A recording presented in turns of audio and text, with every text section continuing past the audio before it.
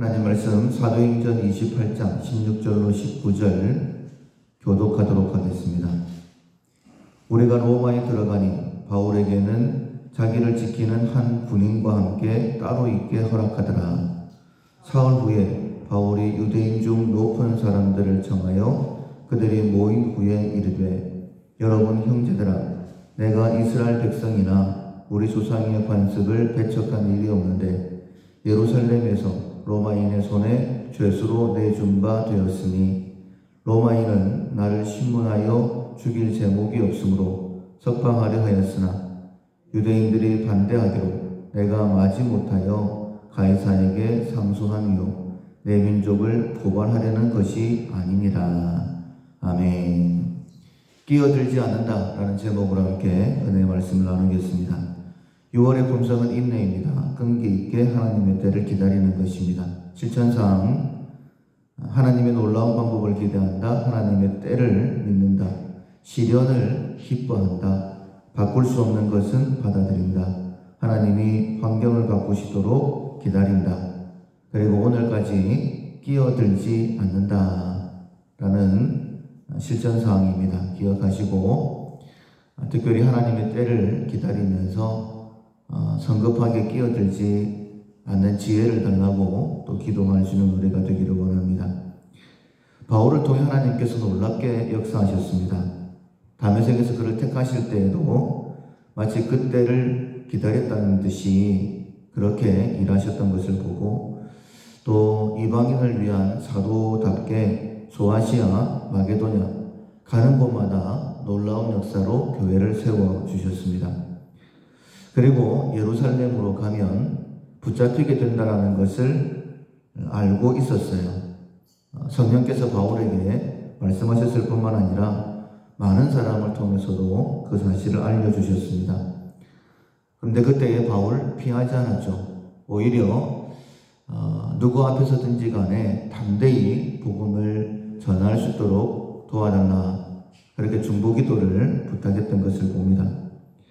왜 예루살렘으로 가야만 했을까 생각해보면 하나님의 특별한 일하심이었습니다. 만약에 이스라엘, 예루살렘, 그리고 심각한 종교 문제가 아니었다면 가이사에게 항소하지 못했을 것입니다. 웬만한 일들은 각 지역의 총독들이 그 선에서 사건을 마무리하죠.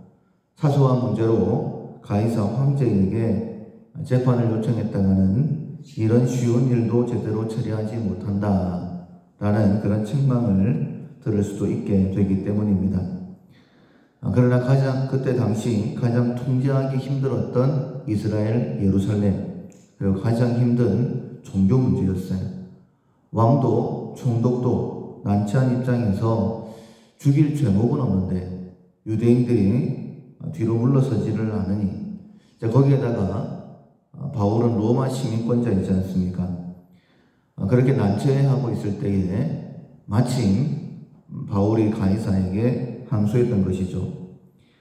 예루살렘이 아니면 가이사 앞에 설 방법이 없으니까 하나님께서 바울을 예루살렘으로 보내신 것입니다. 우리는 하나님의 일하심을 다 알 수 없습니다. 그러나 하나님은 정확하게 하나님의 때에 하나님의 방법으로 일하십니다. 따라서 성급하게 끼어들지 않는 것, 하나님의 때를 기다리는 것, 하나님의 인도하심에 순응하는 것이 지혜다라고 말씀드릴 수 있습니다. 바울이 로마로 가는 길도 참 험난했습니다. 큰 어려움이 있을 것이다라고 성령께서 말씀해 주셨는데 선장이 바울의 말을 듣지 않았죠. 무리하게 배를 움직이다가 유라굴로라는 큰 광풍을 만나게 됩니다. 처음에는 살아보려고 발버둥 쳤지만은 더 이상 살 소망이 없음을 깨닫고 포기해버리는 그때에 이제 진짜 죽는구나 라고 생각을 했을 때에 바울을 통해서 그들에게 위로를 하시죠. 왜 하나님께서 바울을 로마로 보내실 때에 이런 힘든 여정들을 계획하셨을까? 우리가 결과를 알든지 모르든지 간에 이렇게 추측해 볼 수 있습니다. 좀 더 많은 사람에게 좀 더 자유롭게 복음을 증거하게 하시기 위해서 이렇게 일을 행하셨구나. 모든 일을 우리가 종합해 보면 하나님께서 그렇게 하셨음을 또한 알 수 있습니다. 사람들이 살 소망을 잃어버렸을 때에 걱정하지 마라. 내가 섬기는 하나님께서 한 사람도 죽지 않는다. 라고 그렇게 말을 전했고, 우리가 이 밥을 먹고 난 다음에 남은 곡식들은 다 버리자. 그만큼 확실하게 하나님의 구원하심에 대하여 증거하였고 그대로 되었습니다. 멜리드 섬에 도착을 했을 때에 원주민들이 그들을 마중 나왔죠. 그리고 불을 피워서 몸을 따뜻하게 해주는데 장작 속에 숨어있던 뱀이 하필이면 바울을 봅니다. 많은 사람들은 바울은 정말 죄인이구나, 살인자구나, 바다에서 건진받았지만은 공의가 그를 죽게 한다. 그리고는 붙든지 죽든지 할 것이다 라고 쳐다보고 있는데 붙지도 않고 죽지도 않으니까 야, 이 사람은 신인가 모양이다 라고 신대접을 합니다. 이 소문이 로마에 쫙 퍼지게 되어지죠. 정말 특별한 사람이 로마로 온다고. 왜 이런 일들을 행하셨을까? 왜냐하면 로마에서 좀 더 많은 사람에게 자유롭게 복음을 증거하게 하시기 위함이었습니다. 그리고 로마로 오는 길 가운데에도 하나님의 위로하심이 있으셨죠. 멜리드를 떠나서 12절에 보면 수라구사에서 며칠, 그리고 13절에 보면 레기온에 들렸다가 보디올에 도착을 했습니다. 거기서 형제들을 만나서 청함을 받아 이래 동안을 머물렀다라고 말씀하고 있어요. 보디올, 진짜 이름도 생소한 그런 도시이지 않습니까? 그런데 형제들을 만났어요. 성도들이라고 말씀드릴 수 있습니다. 만났다라는 이 단어는 우연히 만났다라는 그런 뜻입니다. 그러니까 우연히 성도들을 만난 곳이에요. 물론 이제 바울이 먼저 로마에 서신을 보냈었죠. 그런데 그 가운데서 믿는 자들, 교인들을 만난 거예요. 얼마나 큰 위로가 됐겠습니까? 뿐만 아니라 15절에 보면 그곳 형제들이다라고 되어 있는데 이 그곳은 로마입니다. 우리 소식을 듣고 아피오 광장, 아피오는 로마에서 약 한 50km 정도 떨어진 곳이고, 그리고 트레이스 타베르네인데 여기는 약 한 70km 떨어진 곳입니다. 소식을 듣고는 로마 성도들이 바울을 영접하기 위해서 온 거예요. 죄수입니다. 근데 전혀 죄수 같은 그런 모습이 아니죠. 그러니 15절 하반절에 보면 바울이 그들을 보고 하나님께 감사하고 담대한 마음을 얻으니라. 하나님께서 로마로 보내신다라는 것은 알았는데 이처럼 영접해 주시니 감사한 마음도 담대한 마음도 생겼다라고 말씀하고 있어요. 뿐만 아니라 16절에 가보면 로마로 들어갔을 때에 바울에게는 다른 사람들이 이렇게 대우하지 않았습니다. 바울에게만 자기를 지키는 한 군인과 함께 따로 있게 했습니다. 원래 지킬 때에는 로마 법에 따르면 한 죄수에 4명이 지키게 되어 있어요. 안에서 두 사람이 같이 있고 또 밖에서 또 지키고 절대 도망가지 못하도록. 근데 한 사람이라는 것은 보디가드이죠. 31절에 보면 셋집이라고 되어 있습니다. 감옥이 아니라 그냥 셋집을 얻어서 거기에 거할 수 있도록 해주신 거예요. 하나님의 특별한 일하심이죠. 특별히 오늘 우리가 읽었던 본문 가운데에는 가이사에게 항소했던 그 부분에 대하여 이렇게 설명을 하고 있습니다. 사흘 후에 바울이 이 로마에 있는 유대인들 중에 높은 사람들을 청해서 이야기를 합니다. 그리고는 가이사에게 항소했던 그 과정을 설명을 하는데 로마인들은 나를 신문하여 죽일 죄목이 없으므로 석방하려 하였으나 유대인들이 반대하기로 어쩔 수 없이 가이사에게 항소한 것이지 고발한 것이 아니다 라고 이야기합니다.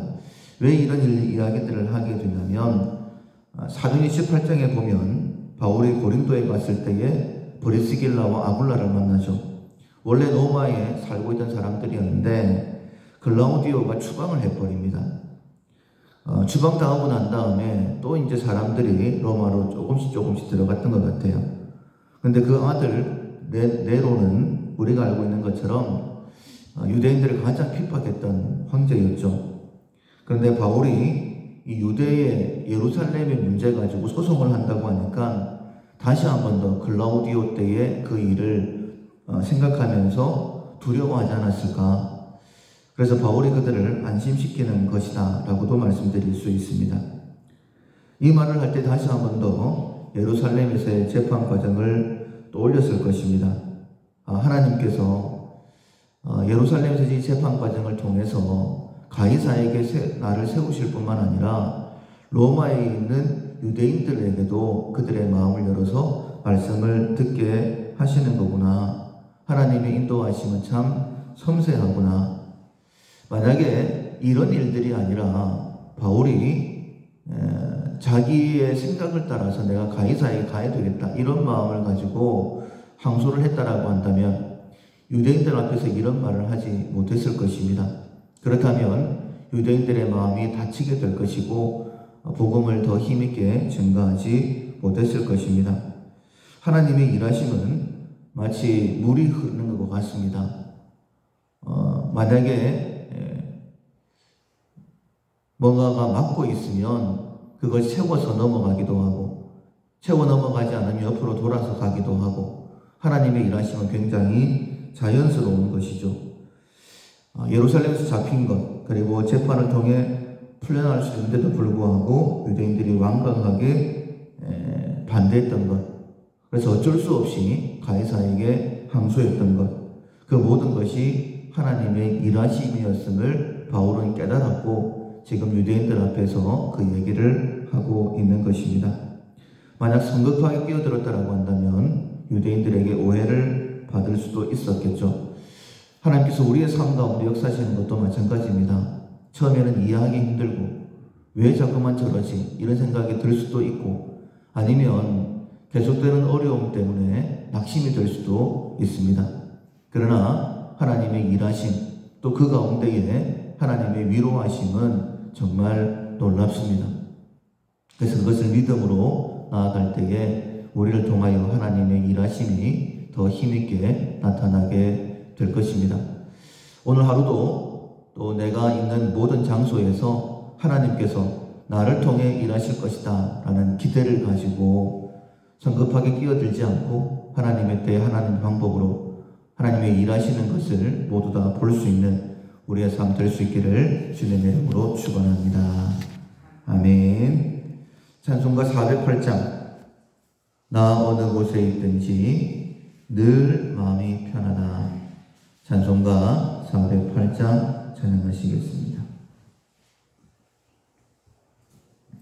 나 어느 곳에 있든지 늘 마음이 편하다.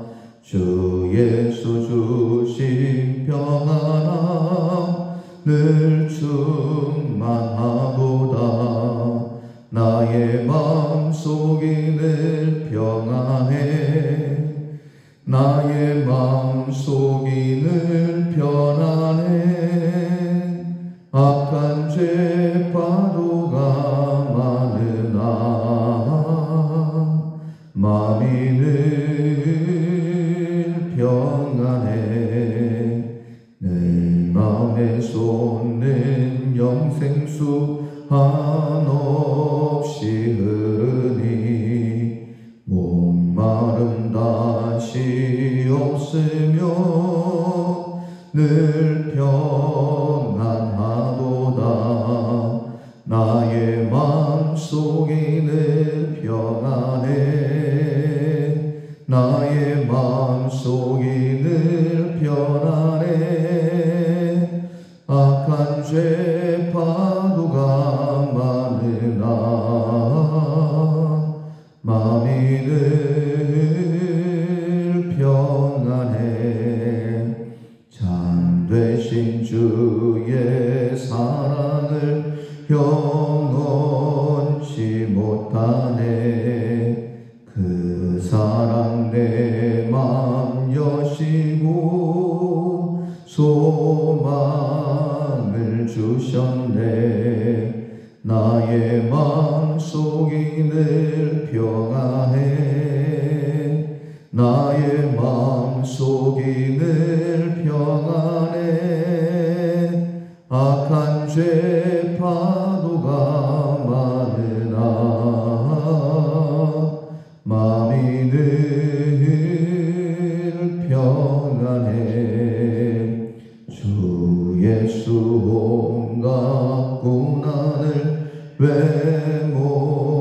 감소당했나 주 함께 고난 받으면 멸류관 벗겠네 나의 마음속이 늘 편안해 나의 마음속이 늘 편안해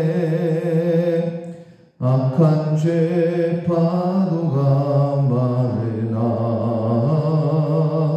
마음이 늘 평안해. 아멘. 말씀을 기억하면서 하나님께서 나를 통해 일하고 계심을 하나님의 때 하나님의 방법으로 가장 놀랍게 일하실 텐데 어떤 형편 가운데 있다 할지라도 두려워하지 않고 또 성급하지 않고 끼어들지 않고 하나님의 일하신 대로만 순종할 수 있는 순응할 수 있는 그런 믿음 들라고 그래서 우리를 통하여 우리 가정의 구원의 역사가 또 우리 밀라교회를 통하여서 하나님께서 이 땅에 복음을 전하시는 그 일이 더 힘있게 일어나게 되라고 우리 자신을 위해서 먼저 기도하시고 온 나라가 어려운 가운데 있습니다. 하나님 앞에 겸손케 달라고 특별히 우리 밀라교 성도들 가운데 간 영혼들 은혜를 베풀어 주셔서 낙심하지 않도록 일어서서 주를 위하여 한번 섬길 수 있도록 도와달라고 기도하시고 우리 밀라교회 2021년 빛되어 전하는 교회로 또 2026년 신년을 선포하는 교회로 쓰임받기 위해서 예수 그리스도의 마음으로 하나 되게 되라고 기도하시고 각자 기도 제목으로 기도하겠습니다.